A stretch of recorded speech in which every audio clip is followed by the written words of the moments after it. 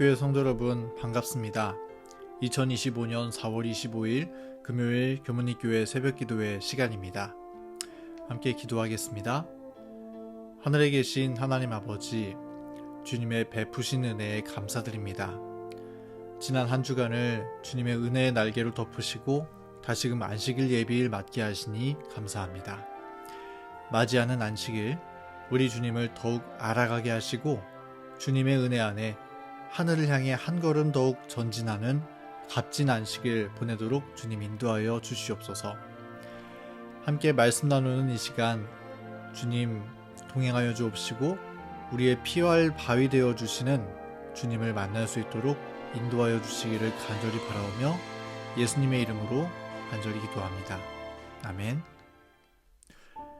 오늘 5번째 시간 나눌 말씀의 제목은 세상의 피난처, 하나님의 피난처라는 제목입니다. 본문 말씀 사무엘상 27장 1절부터 2절의 말씀을 읽겠습니다. 다윗이 그 마음에 생각하기를 내가 후일에는 사울의 손에 붙잡히리니 블레셋 사람들의 땅으로 피하여 들어가는 것이 좋으리로다. 사울이 이스라엘 온 영토 내에서 다시 나를 찾다가 단념하리니 내가 그의 손에서 벗어나리라 하고 다윗이 일어나 함께 있는 사람 600명과 더불어 가드 왕 마옥의 아들 아기스에게로 건너가니라. 다윗이 엔게디 굴에서 사울을 만났던 그 일이 있은 후에도 다윗은 여전히 수풀과 광야를 전전하면서 유랑 생활을 했습니다. 왜냐하면 사울이 언제 또 돌변할지 모르는 일이었기 때문입니다. 아니나 다를까? 사울은 다시 한번 다윗의 생명을 취하기 위하여 군대를 대동하여 나오고 있었습니다.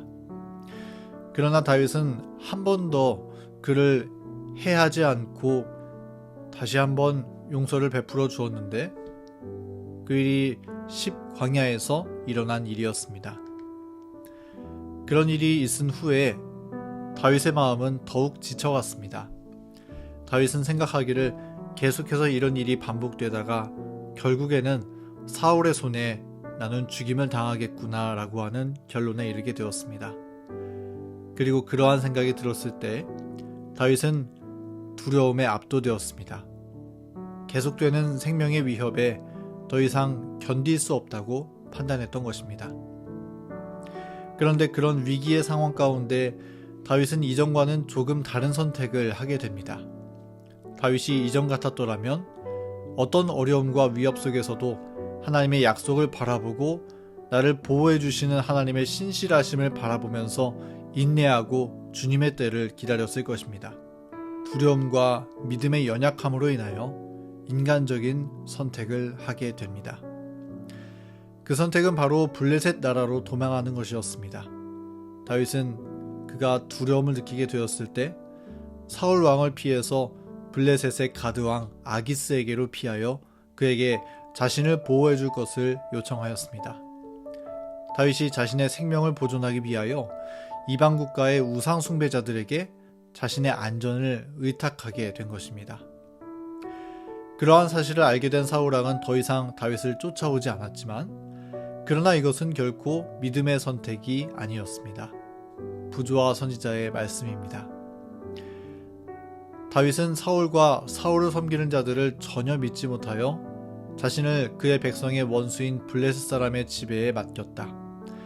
다윗은 용감한 장수요 자신이 현명하고 성공적인 전사임을 나타내 보였으나 블레셋 사람들에게로 갔을 때에 그는 자신의 이익에 직접 반대되게 행동하였다.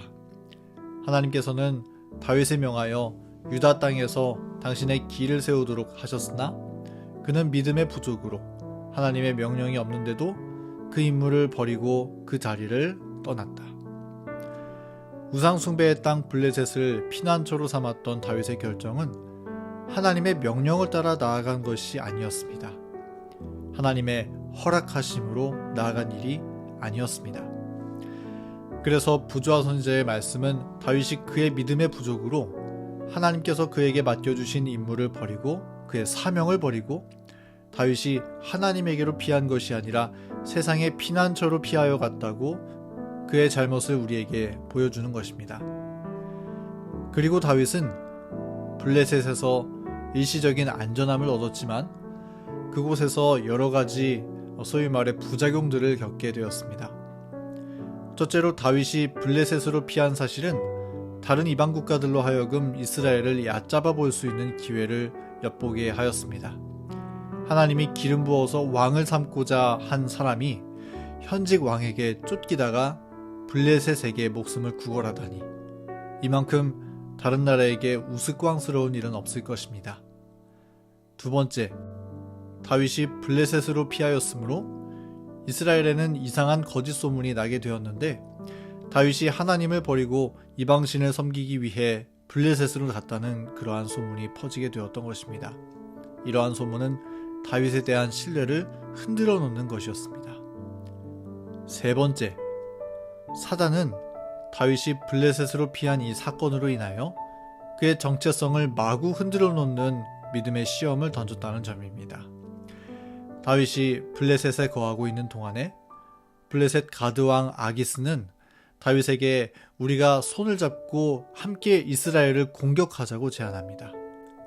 물론 다윗은 거절했지만 블레셋의 편에 보호를 받는 입장에서 고민할 수밖에 없었고 그처럼 사단은 끊임없이 그의 믿음과 정체성을 흔들어 두고자 했던 것입니다. 그러므로 블레셋이라는 피난처는 다윗에게 생명에 대한 일시적인 안정감을 주었지만 그곳에서 그는 믿음의 피난처를 얻지는 못했던 것입니다. 여러분, 세상에는 두 종류의 피난처가 있습니다. 하나는 하나님의 피난처이고 하나는 세상의 피난처입니다. 하나님의 피난처라는 것은 주님의 말씀 안에 거하는 것입니다. 하나님의 약속의 말씀 안에 거하면서 주님을 의지하고 하나님의 보호하심에 우리 자신을 기대는 것, 그것이 하나님의 피난처 안에 머무는 일입니다.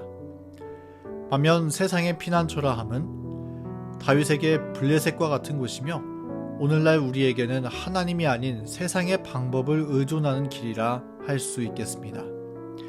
예를 들어 설명하자면 이런 것입니다. 우리가 때때로 사회생활을 하다 보면 우리가 가지고 있는 신앙의 독특함으로 인해서 곤란한 상황을 마주하게 됩니다. 회식을 하는 자리에서, 친구들을 만나는 자리에서 독특한 우리의 삶의 방식이 사람들이 살아가는 방법과 너무나 다르므로 부끄러움으로 느껴지게 되는 그런 경험도 있기도 하고 또는 하나님의 말씀에 따라서 안식일을 지키는 우리의 신앙 때문에 학교에서 또 직장에서 곤란한 상황으로 이어지게 되기도 합니다. 그런데 그런 상황 속에서 우리가 우리의 신앙을 희생하고 세상과 조화되는 방법을 취한다면, 그러니까 사람들에게 인정받기 위하여 당장에 느껴지는 불편함을 해소하고자 살아간다면 그것은 세상의 피난처로 피하는 것이라 할 수 있겠습니다. 그러나 그러한 세상의 피난처는 마찬가지로 여러 가지 부작용을 낳게 됨을 우리는 기억해야 합니다. 그러한 방법은 당장의 고민과 어려움들을 일시적으로 덜어내줄지는 몰라도 그것은 결국 우리의 행복과 우리의 평안과 우리의 구원을 방해하는 결정적인 덫으로 우리에게 작용하게 되는 것입니다. 그래서 때때로 삶에 시험이 찾아올 때 다른 그 어떤 것보다 가장 안전한 피난처는 하나님의 품 안에 있는 피난처로 피하는 것이요 하나님의 율법 안에 있는 피난처로 피하는 것임을 우리는 기억해야 할 것입니다. 물론 하나님의 방법을 따라 산다고 하나님의 피난처 안에 있다고 해서 그 속에서 시험거리가 아주 없는 것은 아닙니다. 우리는 하나님의 편에 서서 주님의 말씀을 지키며 살다가 때로는 가난하게 되기도 하고 때로는 세상의 인정을 받지 못하게 되기도 하며 때로는 손해를 감수해야 하는 일들이 있기도 하는 것입니다. 다윗이 광야에서 가난과 허기와 압박과 어려움을 경험했었던 것처럼 우리에게도 그와 같은 시험당할 일들이 없지 않은 것이죠.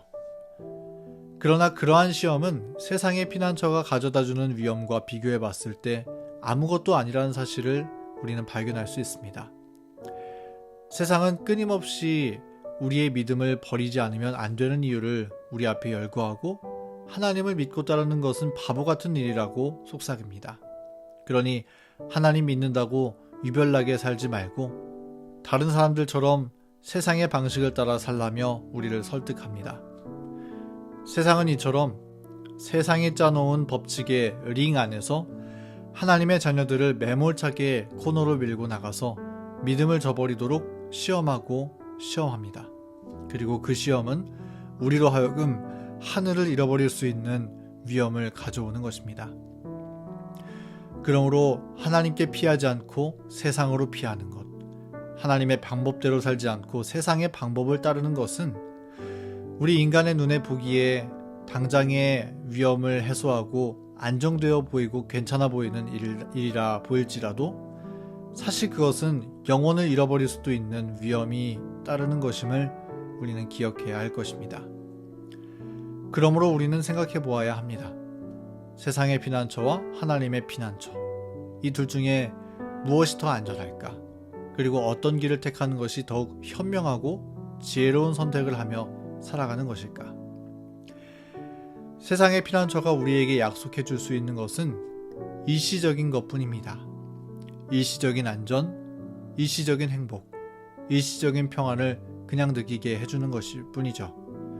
그리고 오히려 잃어버릴 수 있는 것이 너무나 많습니다.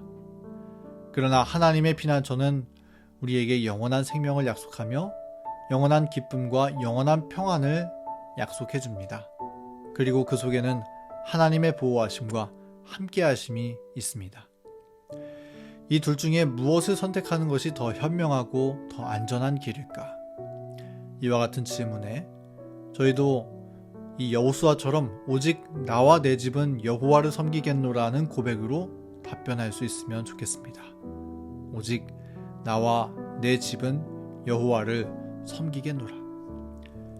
하나님의 말씀을 따라 살아가는 길이 인간적인 눈에는 불안해 보인다 할지라도, 그러나 우리가 믿음의 눈으로 바라볼 때 우리는 그 속에서 하나님의 보호하심과 함께하심을 분명히 발견할 수 있습니다.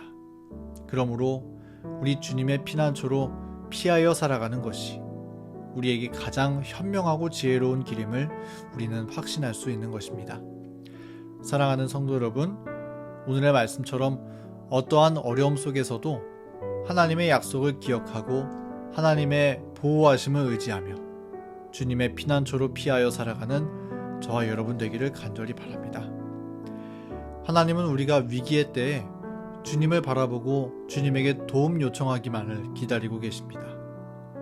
어려움의 때에 우리가 불완전한 세상의 피난처가 아니라 하나님의 피난처 안에서 주님의 날개 아래 쉼을 얻기를 주님은 소원하고 계십니다. 그런 주님의 마음을 따라서 하나님께 피하여 살아감으로 당면하는 시험과 어려움을 주님의 능력을 힘입어 이기고 주님과 함께 헤쳐나가는 저와 여러분 되기를 간절히 바라면서 오늘 말씀을 마치겠습니다. 오늘 금요일 기도 제목을 공유하겠습니다. 교회 환우분들을 위해서, 안식일 예배와 안식일 학교를 위해서, 교문이교회 60주년 감사와 행사 준비를 위해서, 내가 속한 소그룹을 위해서, 개인의 기도 제목을 위해서 음악이 마칠 때까지 기도의 시간 갖겠습니다.